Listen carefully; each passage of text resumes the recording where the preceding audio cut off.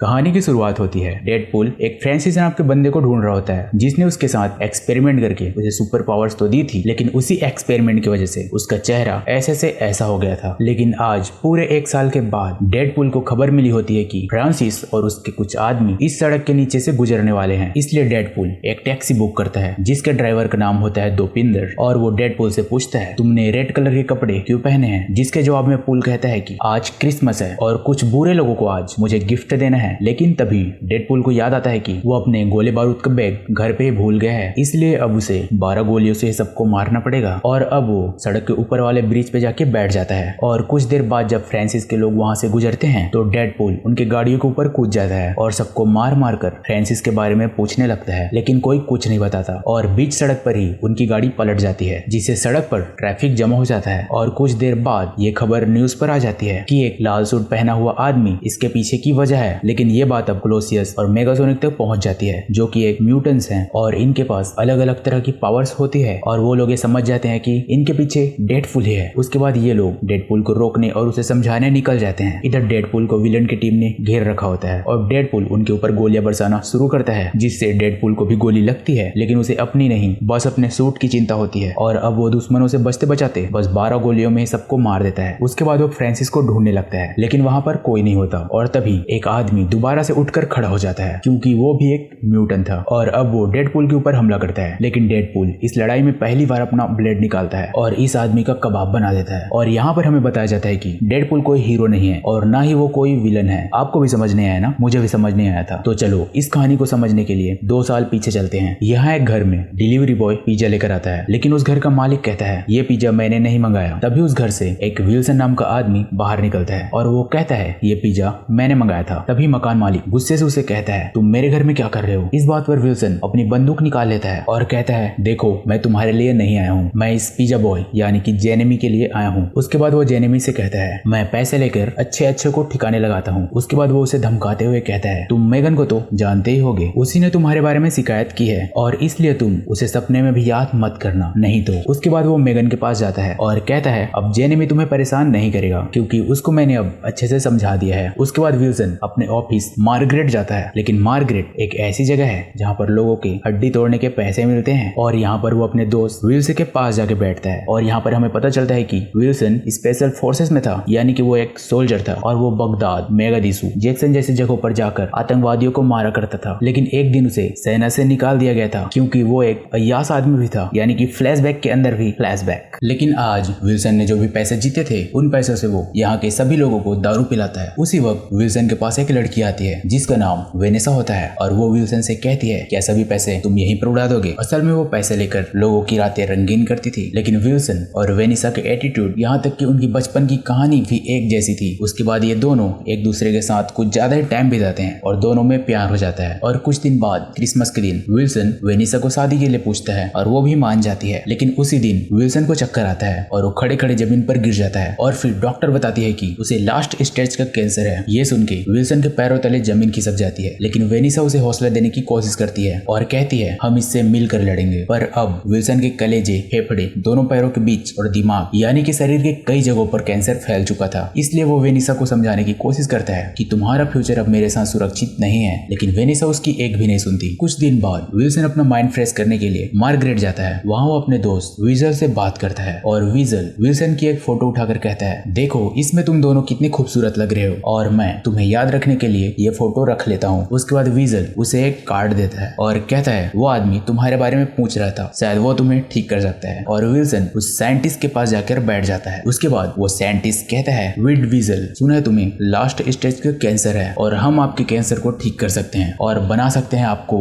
बेहतर से बेहतरीन, यानी कि एक सुपर हीरो, क्योंकि आज की दुनिया को सुपर हीरोज की जरूरत है। असल में साइंटिस्ट को पहले से ही पता होता है कि विल्सन एक सोल्जर है और वो स्पेशल फोर्सेस में रह चुका है, इसलिए वो साइंटिस्ट विल्सन को यहाँ से ले जाने आया होता है। जिस पर विल्सन कहता है कि देखो मैं अपनी जंग खुद ही लड़ना चाहता हूँ, लेकिन अगर मैंने कभी हार मान ली तो मैं तुम्हें गूगल पर ढूंढ लूंगा। उसके बाद विल्सन वहाँ से अपने घर चला जाता है और अब विल्सन रात रात भर जागकर उस साइंटिस्ट के दिए गए ऑफर के बारे में सोचता है एंड डिसाइड करता है कि वो साइंटिस्ट उसे बचा सकेगा या नहीं। लेकिन वेनेसा अपने लाइफ में आगे बढ़ सके इसलिए वो उसे छोड़ के चला जाता है और उस ब्लैक कार्ड में जो नंबर लिखा होता है उस पर कॉल करके वो साइंटिस्ट तक पहुंच जाता है और विल्सन उस साइंटिस्ट से कहता है वादा करो तुम सब कुछ ठीक कर दोगे। साइंटिस्ट भी उसकी बातों पर अपने मुंडे हिलाता है। उसके बाद विल्सन को लैब के अंदर ले जाया जाता है। वहाँ पर वो देखता है कुछ लोगों को एक्सपेरिमेंट करके सुपर पावर दिया जा रहा था, तो कुछ लोगों की हालत बद से बदतर हो चुकी थी और अंदर आते ही विल्सन के साथ बुरा सलूक होने लगा था। लेकिन फिर भी विल्सन उनके साथ हंसी मजाक करके बातें कर रहा था। लेकिन अब उसके पास आती है एंजल, और इस औरत को आप हल्के में मत लेना। ये एकदम पहलवान टाइप की बंदी है जो कि विल्सन के बड़बोलेपन से तंग आ जाती है और वो उसका मुंह बंद कर देती है। और अब उसके पास एजेक भी आ जाता है। असल में ये जगह इसी आदमी के अंडर में चलता है। और अब एजेक कहता है कि हम सरकार के साथ मिलजुल कर काम नहीं करते, ये एक प्राइवेट कंपनी है और अब मैं तुम्हारे अंदर एक ऐसी दवा डालने वाला हूँ जो तुम्हारे अंदर के म्यूटेंट सेल्स को एक्टिवेट करेगा। अगर वो तुम्हारे शरीर में है तो उसके बाद हम तुम्हें बेइंतहा दर्द देंगे और तुम्हारे म्यूटेंट सेल्स तुम्हें बचाने आएंगे और फिर तुम्हें सुपर पावर मिल जाएगी। उसके बाद आगे एजेक बताता है कि ये दवा हर किसी पर अलग अलग काम करती है। जैसे कि तुम्हारे सामने जो लड़की है एंजल, उसको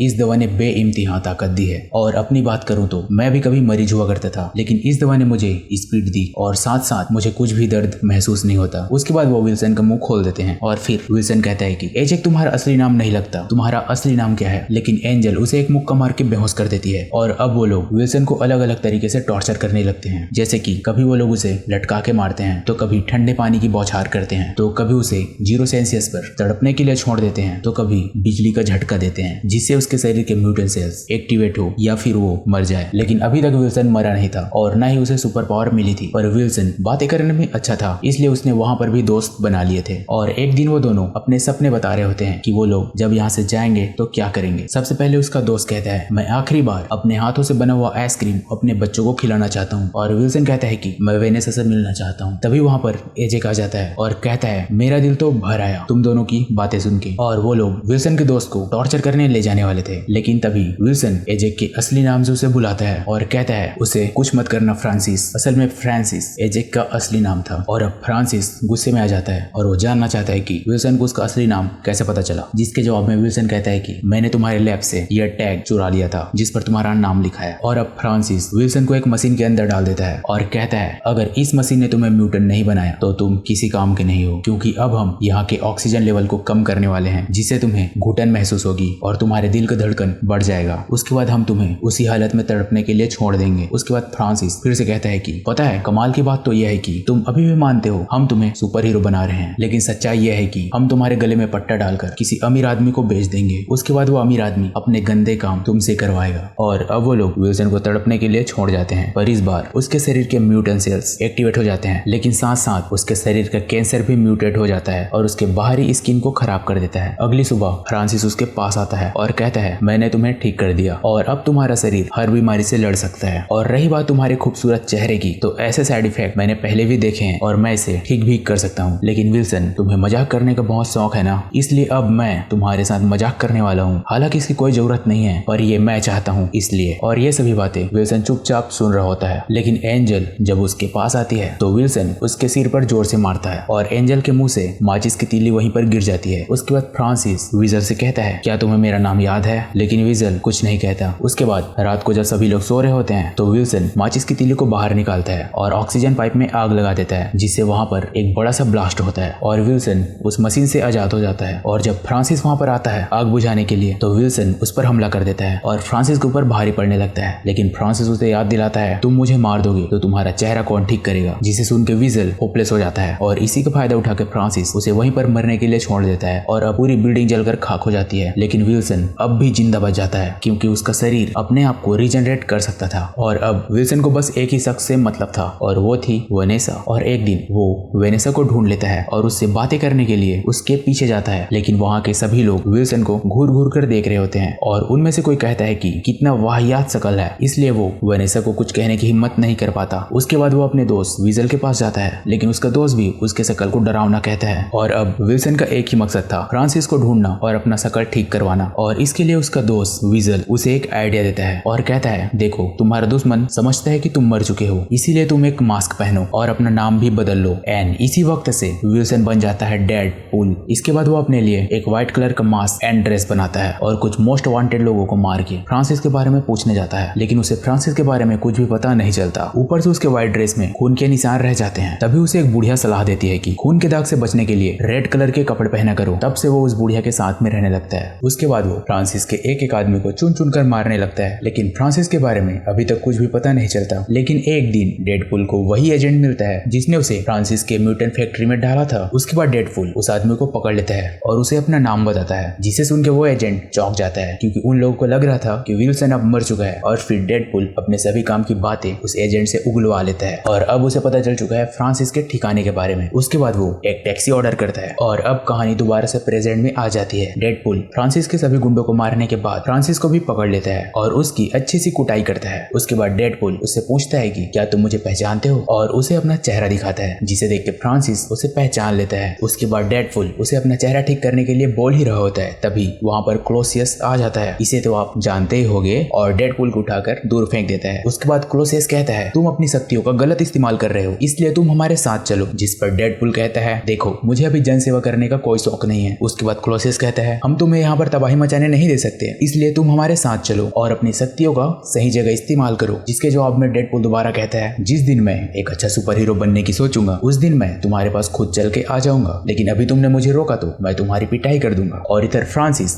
इनकी बहस का फायदा उठाकर वहां से भाग जाता है और डेडपूल इसका जिम्मेदार क्लोसियस को ही मानता है। इसलिए डेडपूल क्लोसियस को एक जोरदार मुक्का मारता है और इससे डेडपूल का ही हाथ टूट जाता है। उसके बाद वो क्लोसियस के ऊपर और भी हमला करता है, लेकिन उसके दोनों हाथ और एक पैर टूट जाता है। उसके बाद क्लोसियस उसे पकड़कर अपने साथ ले जाने लगता है, पर डेडपूल अपने ही हाथ को काटकर क्लोसियस की हथकड़ियों से छूट जाता है और अब उसके हाथ को दोबारा से रीजनरेट होने में टाइम लगेगा, इसलिए वो घर पर जाकर आराम करता है। इधर फ्रांसिस को पता चल चुका है कि लाल सूट पहनकर जो उनके आदमियों को मार रहा है वो विल्सन है, इसलिए अब वो विल्सन को जल्द से जल्द ढूंढकर खत्म करना चाहता है। और वो विल्सन को ढूंढते ढूंढते उसके पुराने दोस्त वीजल के पास पहुंच जाता है, लेकिन वीजल उन्हें कुछ नहीं बताता और वहां से फ्रांसिस को वीजल और उसकी गर्लफ्रेंड की फोटो मिल जाती है। उसके बाद फ्रांसिस वनेसा को ढूंढने के लिए निकल जाता है और वीजल भी डेडपूल को फोन पर सब कुछ बता देता है। उसके बाद डेडपूल वनेसा को ढूंढ लेता है, लेकिन वो उसे फिर से कुछ नहीं कह पाता। तभी वनेसा के एक दोस्त कहता है बाहर एक आदमी खड़ा है और वो तुम्हारे पुराने बॉयफ्रेंड के बारे में पूछ रहा था, लेकिन वो और कोई नहीं फ्रांसिस होता है। और जैसे ही वनेसा उसके पास जाती है वो उसे किडनैप कर लेता है। पूल भी उसके पीछे पीछे जाता है, लेकिन वहां पर उसे वेनिसा का पर्स मिलता है और वो समझ जाता है कि फ्रांसिस ने उसे उठा लिया है। कुछ देर बाद पूल को एक मैसेज आता है फ्रांसिस का और वो उसे अपने अड्डे पर बुलाता है। उसके बाद डेडपूल अपने गन का बक्सा तैयार करता है और एक्स मैंस के पास जाता है और कहता है जो आदमी तुम्हारी वजह से बचकर भाग गया था उसके पास मेरी गर्लफ्रेंड है, और अगर तुम लोगों ने मेरी मदद की तो मैं तुम्हारे टीम में ज्वाइन होने की सोचूंगा। और फिर तीनों पहुंचते हैं दुश्मन के अड्डे पर। वहां सबसे पहले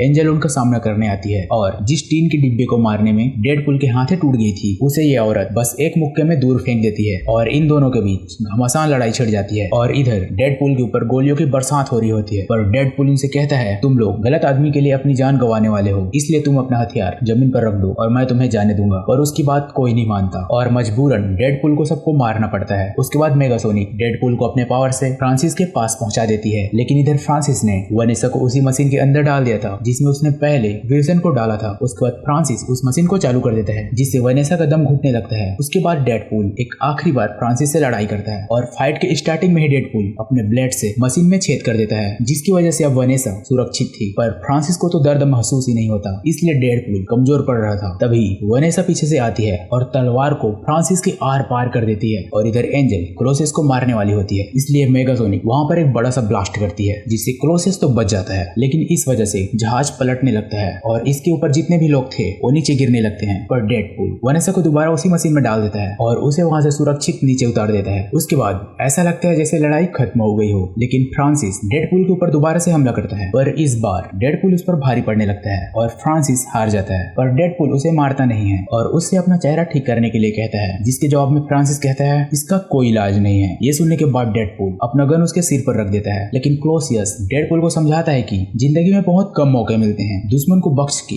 एक अच्छा सुपर हीरो बनने का। पर डेडपूल फ्रांसिस को गोली मार देता है और कहता है चलो इस मुसीबत से तो पीछा छूटा, और मेरे सुपर हीरो बनने का मतलब ये नहीं है कि मैं ऐसे लोगों को बख्श दूं। उसके बाद डेडपूल वनेसा से माफी मांगता है और कहता है इस नकाब के पीछे का आदमी तुम्हारे विड विल्सन से बहुत अलग है। उसके बाद वनेसा उसके चेहरे का नकाब उतारती है, लेकिन विड उससे पूछता है क्या तुम सच में ऐसा करना चाहती हो? वनेसा कहती है हाँ, लेकिन वो उसका चेहरा देखकर सक्का बक्का रह जाती है। उसके बाद वो कहती है कुछ दिन बीत जाने के बाद और 2 पैक चढ़ जाने के बाद मुझे इस चेहरे की आदत पड़ जाएगी। विड विल्सन और वनेसा उसे एक्सेप्ट कर लेती है। तो दोस्तों आप लोगों को ये मूवी एक्सप्लेजन कैसा लगा हमें लाइक करके जरूर बताएं, और साथ साथ अगर आप इस मूवी का नेक्स्ट पार्ट भी देखना चाहते हैं तो हमें कमेंट करके बताएं। मिलते हैं अगले वीडियो में। जय हिंद।